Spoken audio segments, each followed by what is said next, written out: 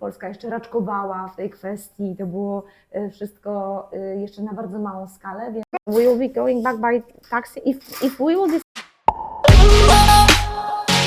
Przedstawię Wam moją gościę. To jest Monika Borek. Dzień dobry. Ona jest właścicielką Montessori City i trener Montessori, mama, żona, fantastyczna kobieta, która odkryła mi świat Montessori i z którą ja chciałabym pogadać na ten temat właśnie. I zacząć chciałabym od tego, dlaczego Montessori i jak Ty przyszła do tego, że właśnie odkryła Montessori swoje i zaczęła to szkolić ludzi. Ja Montessori zaczęłam bardzo wcześnie, bo na pierwszym roku studiów, mając świeżo jeszcze w pamięci doświadczenia szkoły średniej, gdzie matematyka była moim największym wrogiem i bardzo trudno mi przychodziło nawet nie zrozumienie pewnych kwestii, tylko żeby szybko i automatycznie robić pewne zadania, a tego wymagała nasza nauczycielka. Ona mi się śniła po nocach. Była dla mnie dużą traumą po prostu. I na studiach pedagogicznych poszłam na pedagogikę trochę z przypadku, trochę z chęci takiego niesienia pomocy, bo myślałam, że może będę pracować w domach dziecka albo z dziećmi specjalnej troski. I trafiłam na hospitację do przedszkola Montessori w Krakowie.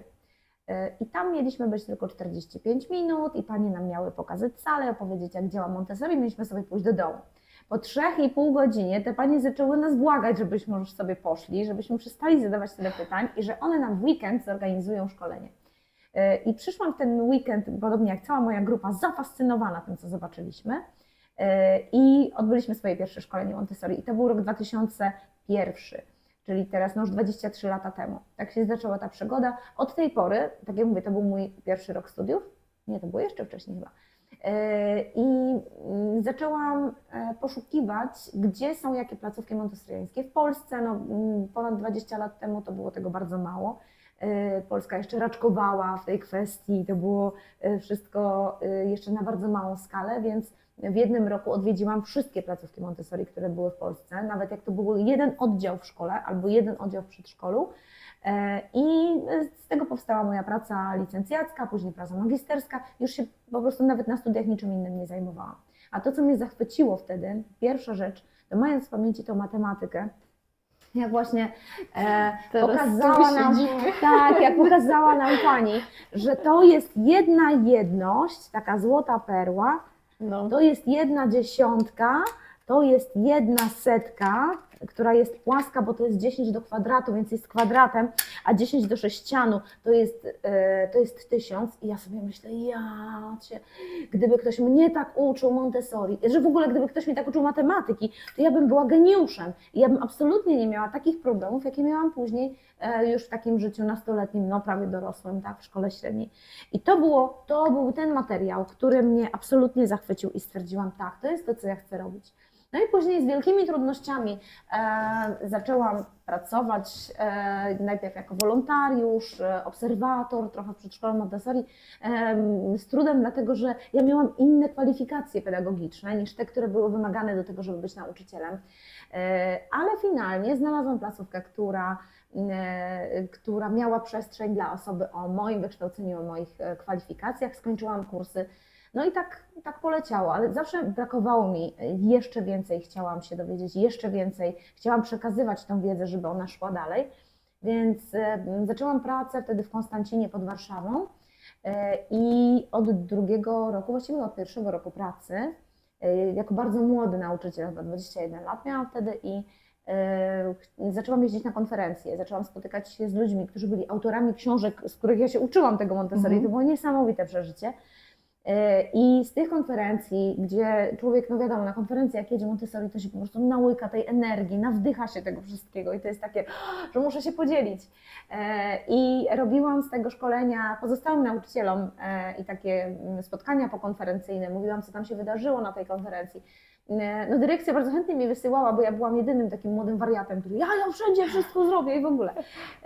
I się tym dzieliłam i również z rodzicami moich dzieciaków. Bardzo mi zależało na tym, żeby im pokazać. Zobaczcie, tak działa, jak się dziecku da taki materiał, a ten materiał się łączy z tym, a to wypływa z tego, a to uczy takich umiejętności, a to takich. Bo to są bardzo nieoczywiste rzeczy, jeżeli się w tym nie siedzi w środku Montessori. Dziecko mówi na przykład rodzicowi w domu, no ja cały dzień bawiłem się w bank. No to rodzice sobie wyobrażają, że dziecko siedzi w piaskownicy i babki sprzedaje na przykład, nie? A u nas wiadomo, że to są takie już no, wysokie operacje matematyczne, ale na poziomie właśnie tego małego dziecka. I dla mnie też było odkryciem to, że ci rodzice, dorośli, oni tak samo reagują jak te dzieci, jak im pokazuje, zobacz, jak masz składnik, jest składnik, rzucasz do worka, potrząchasz, dodajesz, teraz masz sumę i oni, rodzice tak samo reagowali. I wtedy stwierdziłam, że chcę też uczyć dorosłych. No i po kilku latach pracy i właśnie takich wyjazdów na konferencje i uczestnictwa w takim życiu też trochę akademickim Montessori, dostałam propozycję pracy w Singapurze. Na początku się nie zgodziłam, bo stwierdziłam, że to za daleko do gór, ale potem ja też uwielbiam góry i chodzić tam po skałach, wspinać się i w ogóle, no ale potem stwierdziłam, spróbuję Singapur, zobaczymy. No i tam byłam dyrektorem merytorycznym takiej właśnie części szkoleniowej dla nauczycieli.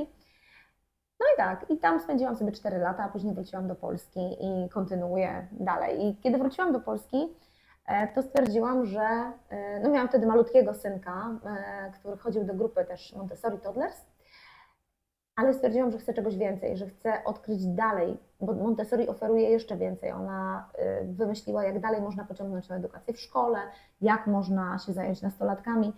I tak naprawdę wtedy odkryłam, że ta praca się nigdy nie kończy, można się uczyć w nieskończoność. No i jestem tu, gdzie jestem, tak? Mam 45 lat i nadal się uczę Montessori. Fantastycznie. Właśnie o to chodzi. O to właśnie kiedyś, ja kiedy Cię zobaczyłam, to właśnie było to Ty. Taka żywa i taka pełna życia i wiary, taka Monika, która opowiada Montessori. To jest właśnie nauczyciel Montessori, ja tak myślę. Chciałam jeszcze zapytać takie najważniejsze zasady Montessori, tak? No bo wiadomo, że niektórzy, jakby ludzie tylko słyszą, na przykład jeżeli mówiąc o Ukrainie, tak, to tak jak Ty mówiłaś o Polsce, tak, że Ukraina teraz też tylko tam gdzieś na początku tego szlaku, nie? I tylko słyszą jakieś tam, wiesz, gdzieś pojedynczo jakieś tam rzeczy, ale tak naprawdę nikt tak nie wie, o co chodzi w tej Montessori metodyki. Jakie są? Czyli najważniejsze najważniejsze założenia tak, pedagogiki Montessori. No. Ja myślę, że to są takie Przepraszam, dotykam mikrofonu. To są najważniejsze rzeczy, które powinny dotyczyć wychowania dzieci i bycia w społeczeństwie w ogóle. Bo Montessori najważniejszą, główną zasadą to jest zasada szacunku.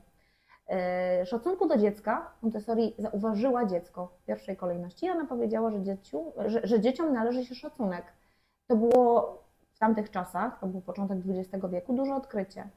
Bo jeszcze za naszych czasów, jak ja byłam dzieckiem, to dzieci i ryby głosu nie mają, było takie powiedzenie.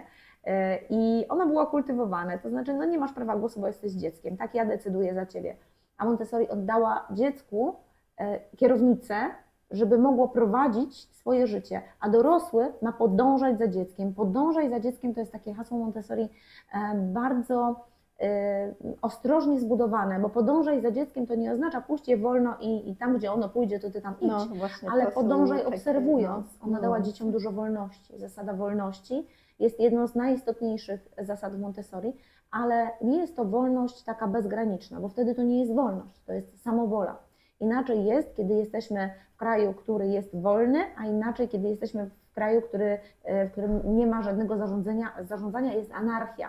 Tak? Kraj, który jest pogrążony w anarchii, nie jest krajem wolnym, tylko tam panuje samowola i jest tam bardziej niebezpiecznie niż bezpiecznie. A tutaj chodzi też o bezpieczeństwo. Dzieci mają mieć zbudowane poczucie bezpieczeństwa po to właśnie, żeby mogły tej wolności używać. Czyli ta wolność musi być w granicach.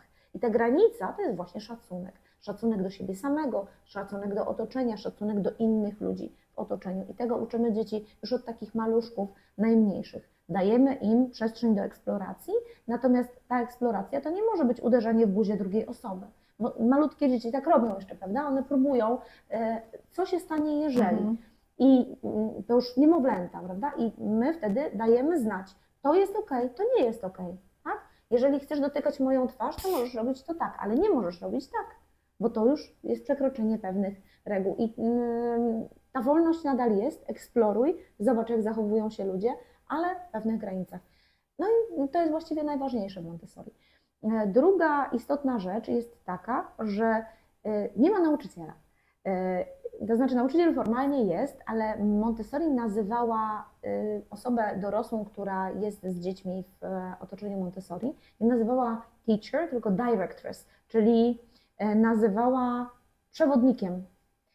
Różnica jest taka, że nauczyciel jest bardziej przewodnikiem dziecka, ten dorosły jest przewodnikiem i jest częścią takiego otoczenia, które ma uczyć dziecko. Montessori nazywała to przygotowanym otoczeniem pisanym wielkimi literami, bo to jest jeden z fundamentów w ogóle Montessori. I ten przewodnik, który jest, działa trochę tak jak dobry przewodnik w fajnych miejscach, w jakichś muzeach albo na szlaku. Mówi, gdzie patrzeć, ale nie mówi, co zobaczyć. Tak? Dziecko odkrywa ten świat samodzielnie i na nowo odkrywa to wszystko, co my już znamy, ale ma szansę odkryć to samodzielnie. Jeżeli dziecko odkrywa coś samodzielnie, to wtedy ma do tego pewien stosunek emocjonalny i zaczyna być tym zafascynowane, chętniej się uczy, bo uczy się, że może odkrywać, a nie naucz się tego, co już wszyscy inni odkryli i masz to zapamiętać. To jest nudne. Rzeczy, które są nudne, dzieci od tego automatycznie uciekają. No i to przygotowane otoczenie. Przygotowane otoczenie to jest to, co tak naprawdę nie stworzyła Maria Montessori, tylko dzieci, które ona uczyła. Ponieważ Montessori wymyśliła, że dobrze, jeżeli dzieci różnych rzeczy właśnie dotykają, eksplorują. Dzieci, jak zauważyła Montessori, uczą się używając swoich zmysłów, a nie korzystając z instrukcji osoby dorosłej. I dlatego ona dała im przedmioty do ręki, nazwała je pomocami rozwojowymi, niedydaktycznymi, bo pomoc dydaktyczna jest dla nauczyciela, żeby zobrazować to, o czym nauczyciel mówi, a pomoce rozwojowe to są pomoce dla dziecka. I nauczyciel pokazuje tylko, jak tego używać, ale dziecko uczy się samo. To są pomoce autoedukacyjne. I Montessori na początku, kiedy zauważyła, aha, to dziecko może być gotowe na to, dawała taką pomoc temu dziecku, dawała mu prezentację, pokazywała, jak tego używać i zostawiała to dziecko z tym materiałem, żeby sobie eksplorowało, żeby się właśnie mogło autoedukować. Natomiast po zakończonym dniu nauczycielki zbierały te wszystkie pomoce, chowały je do szafy, zamykały ją na klucz, no i następnego dnia dzieci przychodziły, myły ręce i dopiero wchodziły do otoczenia i znowu nauczycielka rozdawała te pomoce, dzieci sobie ich używały i eksplorowały. Natomiast któregoś razu zostało zauważone to, że nauczycielka nie zamknęła szafy i dzieci, i przyszła do pracy trochę spóźniona, natomiast dzieci przyszły wcześniej, drzwi były otwarte, weszły, wzięły te pomoce sobie samodzielnie z szafy i zaczęły pracować. I co ważne, one nie zaczęły tego niszczyć, psuć, ani używać niezgodnie z przeznaczeniem, tylko dokładnie tak, jak im to zostało zaprezentowane, one zaczęły tego po prostu swobodnie używać. Dokonały też swobodnego wyboru i ten swobodny wybór też jest bardzo istotny w Montessori, dlatego właśnie pomoce rozwojowe są rozłożone w sali, tak żeby dzieci mogły dokonywać wyboru, czego się będą w danym momencie uczyć. Czyli słuchają siebie, swojej gotowości, swoich zainteresowań i samodzielnie wybierają to, z czym będą pracować. Oczywiście nauczyciel, tudzież właśnie przewodnik jest potrzebny do tego, żeby dziecko poinstruować, jak tej pomocy używać i żeby używać je jednak w jakiejś kolejności. Bo jeżeli na przykład przyjdzie tutaj do mnie do grupy powiedzmy 5-latek albo 6-latek, no i będzie chciało mnożyć na szachownicy do mnożenia, ale jeszcze nie wie, czym jest jedność, dziesiątka, setka i tysiąc, no to tego materiału jeszcze nie zrobi. Więc materiały są też poukładane w taki sposób, że pokazujemy dzieciom ścieżkę. Te, które chciałyby na przykład pracować czy z laboratorium do dzielenia właśnie, czy z szachownicą do mnożenia, to mówimy im, że okej, tak, ten materiał jest jak najbardziej dla Ciebie i na pewno będziesz w stanie z tym pracować wkrótce, tylko do tego prowadzi pewna droga. Tak samo jak chcesz wejść tutaj, no to najpierw trzeba otworzyć drzwi, przejść przez przedpokój i dopiero się znajdujesz tutaj. To tak samo jest tu, czyli najpierw musimy zrobić to, potem to, potem to. I dzieci, które słyszą, że wkrótce będziesz na to gotowy i wkrótce będziesz, to mają na co czekać. Taka ekscytacja tym materiałem. Ja pamiętam, miałam kiedyś takiego chłopca, który strasznie chciał pracować z laboratorium do dzielenia, czyli tym z perełkami. I on po prostu on tak niecierpliwie na to czekał, a przyszedł do nas z takiej szkoły demokratycznej, która właściwie opierała się nie na wolności, tylko na takiej samowoli, czyli dzieci miały możliwość robienia tego, co chcą, a czasami jak im się zachciało czegoś nauczyć, to mogły, cytuję tego chłopca, zejść z drzewa i przyjść do nauczyciela i poprosić o jakąś lekcję. No to najczęściej, kto by chciał schodzić z drzewa, jak jest szkoła w lesie. Więc najczęściej to się po prostu nie działo. Więc on jak przyjechał do nas na takie jednotygodniowe spotkania, to miał ogromne braki, bo rozwój postępuje dalej i pewna gotowość, która była w pewnym momencie, ona wygasa. I żeby czegoś nowego znowu się nauczyć, nie mając pewnych podstaw, to trzeba włożyć wolę i wysiłek, bo dzieci do 6 roku życia tylko, kiedy mają chłonny umysł, to uczą się bez woli i bez wysiłku. One po prostu wchłaniają wszystko, co jest w otoczeniu. A później się to trochę zmienia. Więc ja mu za każdym razem pokazywałam, zobacz, jesteś o krok bliżej do tego laboratorium.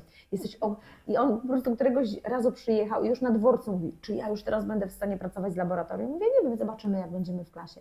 Jak dałam mu pierwszą prezentację z dzielenia na laboratorium, to on był po prostu taki napięty, że on jak skończył pierwsze zadanie i mówi, mogę wyjść na chwilę? Mówię, możesz. I on wyszedł na korytarz. Jak zaczął skakać i się cieszyć, że już był gotowy na ten materiał. No nie widziałam dziecka w szkole publicznej, które byłoby tak absolutnie zafascynowane faktem, że już mu wolno dzielić. Pisemnie pod kreską. No serio, a on był po prostu niesamowicie tym ucieszony. On skakał pod sufit po prostu, że nareszcie może używać tego materiału, bo już jest na to gotowy i że tak długo na to czekał i tyle pracy w to włożył, żeby być w stanie dzielić pisemnie. No po prostu niesamowite to jest. No i na tej fascynacji jedziemy tak naprawdę przez całą edukację montessoriańską. No, fajnie. No, a jak właśnie też, kiedy ten kurs robiłam i ten laboratorium, to właśnie też tak, prawie tak reagowała jak ten chłopiec, ci powiem, bo tak samo jak i ty mówiłaś, ja tak samo i dalej mam ten problem z matematyką, ale Montessori też mi odkryła, że to jest łatwe i to jest naprawdę fajnie i ciekawe wtedy, bo przed tym ja myślałam, że to jest nudne, niepotrzebne mi i tak dalej, a później też i ten laboratorium właśnie dla mnie był też takim odkryciem takiego świata, wow, tak można?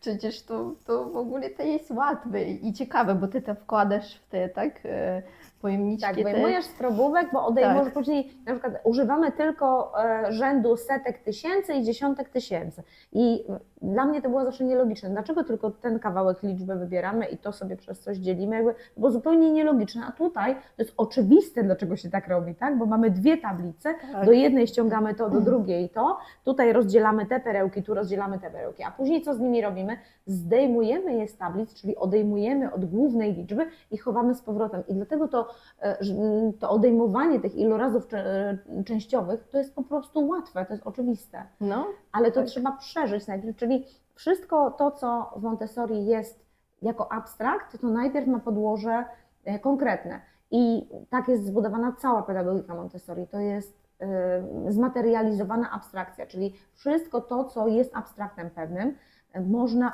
pokazać w postaci materiału, można pokazać w postaci realnej, tak że dziecko jest w stanie tego dotknąć. Tak.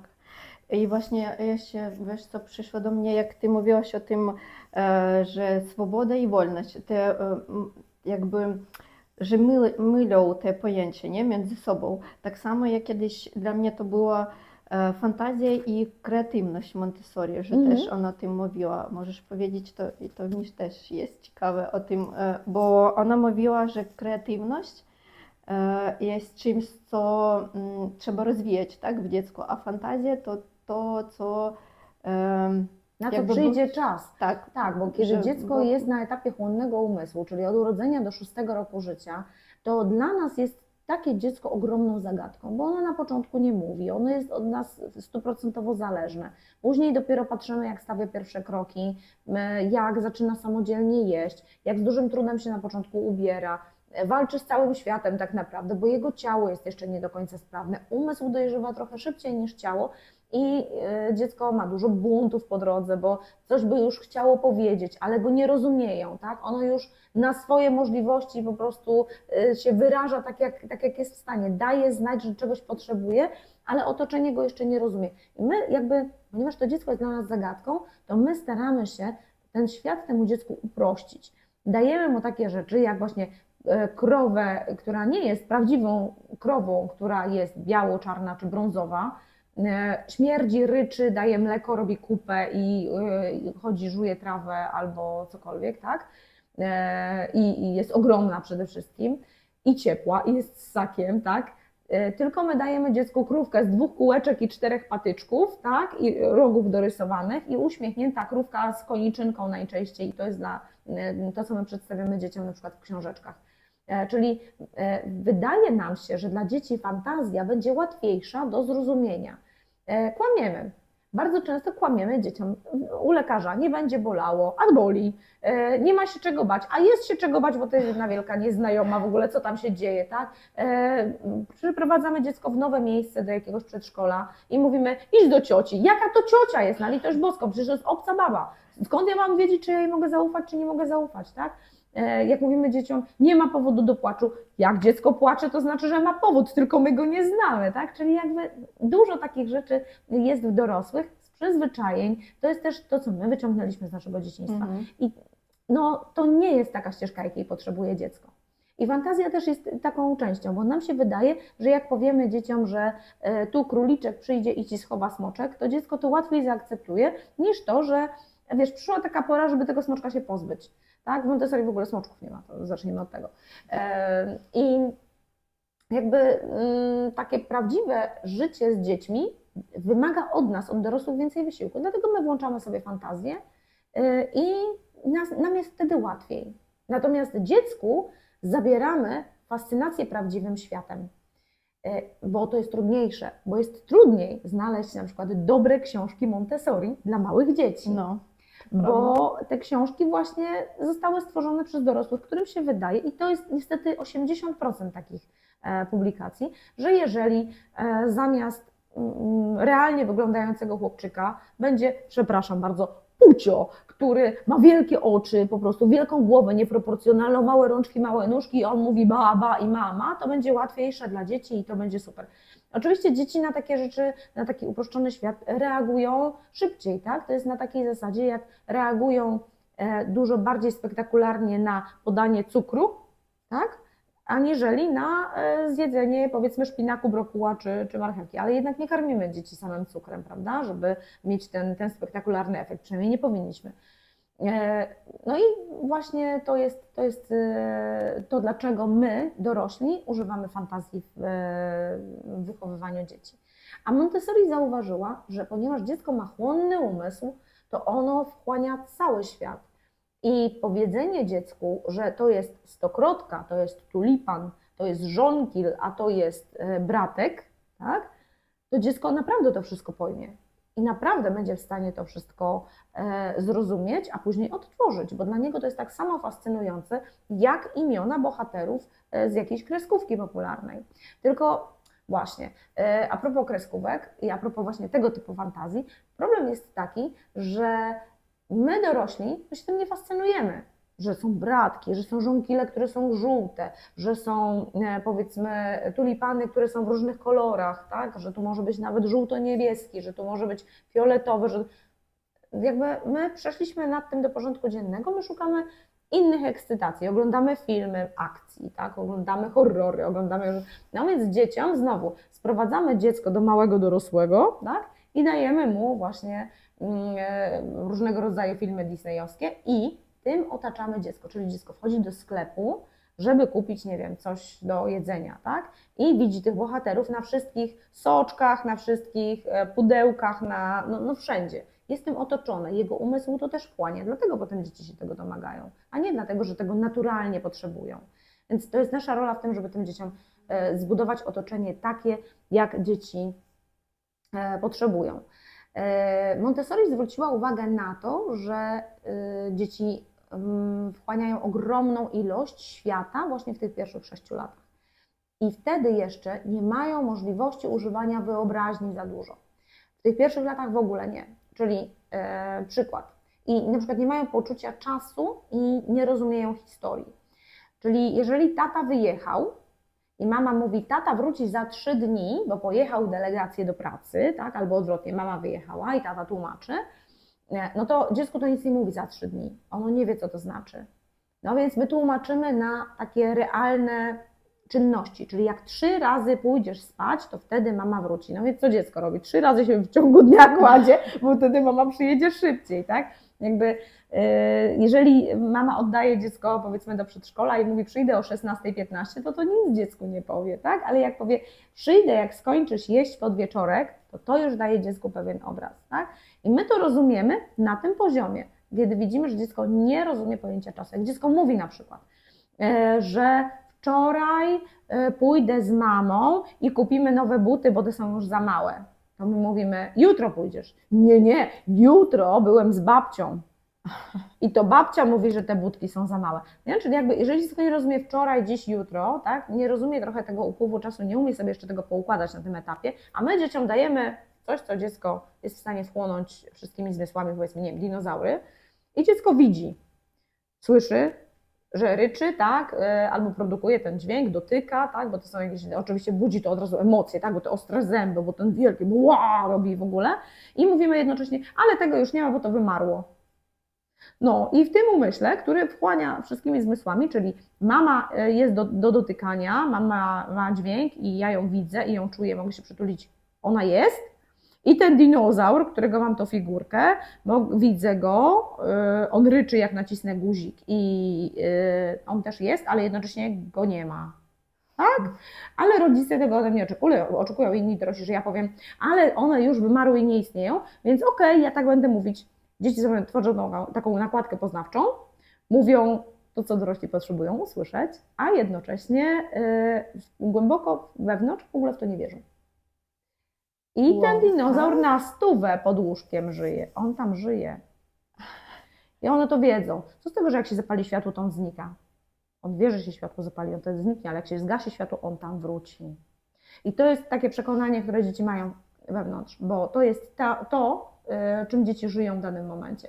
Natomiast kiedy jest ten czas, kiedy ta wyobraźnia, bo właśnie kreatywność to jest jedna rzecz, ale jeszcze jest wyobraźnia potrzebna, czyli czym innym trochę jest wyobraźnia, czym innym jest fantazja i czym innym jest jeszcze kreatywność. Właśnie. Tak? Czyli tak, o to mi chodziło, że ja no właśnie, fantazja to są rzeczy zupełnie nieistniejące. No. Nieistniejące, niemożliwe. Dziecko nie wie do 6 roku życia, co jest możliwe, a co nie jest możliwe.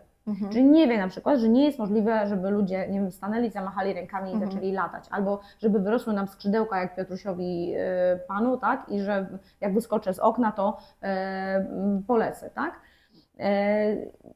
Dorośli wiedzą, że to nie jest możliwe i wiedzą, jaka jest granica pomiędzy światem fantastycznym a światem realnym. Dzieci tego nie wiedzą. Nawet jeżeli tak mówią, że wiedzą i nam się wydaje, że wiedzą, to nie wiedzą.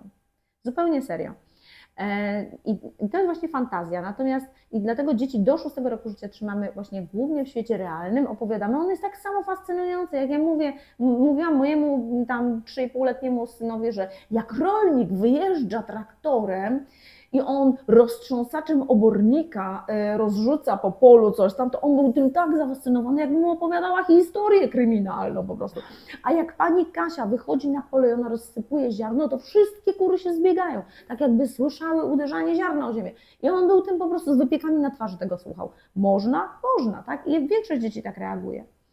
Natomiast po 6 roku życia ten umysł się trochę zmienia. Już nie jest takim chłonnym umysłem, że wszystko absolutnie jest fascynujące, tylko dzieciom potrzeba dużo opowieści.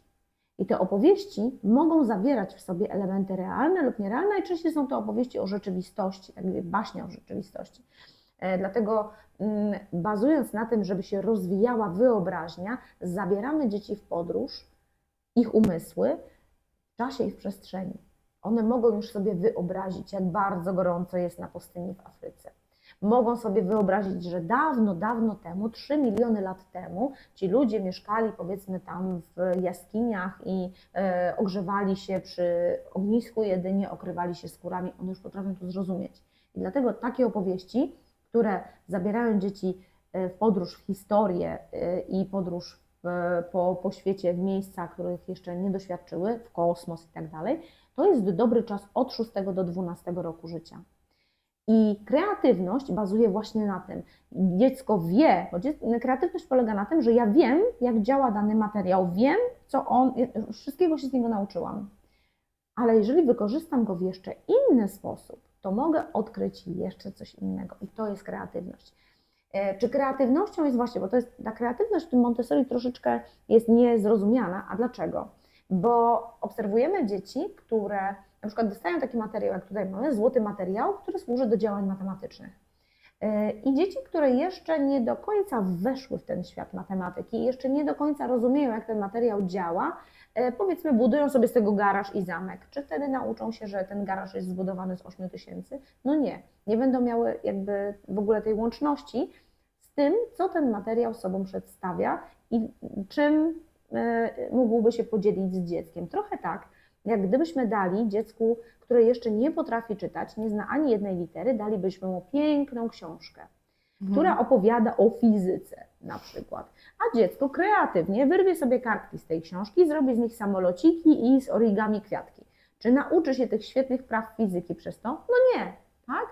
I niezależnie jak fantastyczna będzie to książka, jeżeli dziecko nie potrafi jeszcze czytać, nie jest gotowe na ten etap, no to nie wykorzysta tej wiedzy. Jak mówimy o książkach, nam sobie to łatwo wyobrazić, bo jakby każdy z nas styczność z książkami miał, natomiast ponieważ wiele osób nie ma styczności z materiałem Montessori, to mi się wydaje takie nieszkodliwe, że dziecko sobie, nie wiem, czegoś porzuca, albo z czegoś sobie garaże zrobi i tak dalej. A to jest dokładnie to samo, co wyrywanie kartek z książki.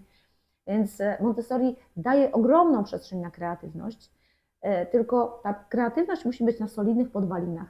Czyli wiem, jak działa rzeczywistość i na tym mogę budować kreatywnie nową rzeczywistość, która być może jeszcze nie istnieje, czyli z pewną dozą fantazji. Taką, która miałaby szansę się kiedyś Czyli na spełnić. początku samym, dobra. No, zrozumiałam. Teraz mi to jest nawet, wiesz, wszystko zrozumiałam, bo wtedy, kiedy robiłam kurs, właśnie też pytałam to u Joanny, ale tak i nie otrzymałam takiego właśnie, takiej odpowiedzi i to właśnie do tej pory siedziało w mnie. Ja jestem mistrzem dygresji, to może dlatego. Dobrze, mam dużo pytań do Ciebie, a wiem, że Mamy ograniczony mamy czas. ograniczony czas niestety, ale jeszcze spotkamy się, mam nadzieję, z Tobą i bardzo Ci dziękuję, że znalazłaś dla nas czas i że odkrywasz dalej dla mnie ten świat i że jesteś naprawdę taka, wiesz, aktywna i taka cudowna. To tylko ADHD, naprawdę. Dorośli ADHD-owcy dokładnie tak mają. Ja Czyli polecam to- wszystkim, którzy mają czyli ADHD, fajnie. niech idą w Montessori, to jest I to świetna robota. Tak, właśnie. I mam nadzieję, że Ty dalej tak będziesz odkrywać świat dla siebie, dla innych, bo Ty jakby inspirujesz, mogę Ci powiedzieć, że innych ludzi, jak kiedyś mnie 6 lat temu. O, Także- bardzo mi miło w takim razie. Zapraszamy do Montessori City. Mamy tutaj malutko miejsca, ale jeżeli ktoś chciałby przyjść do nas i z nami pobyć chwilę, to zapraszam. Dziękuję. Dziękuję również.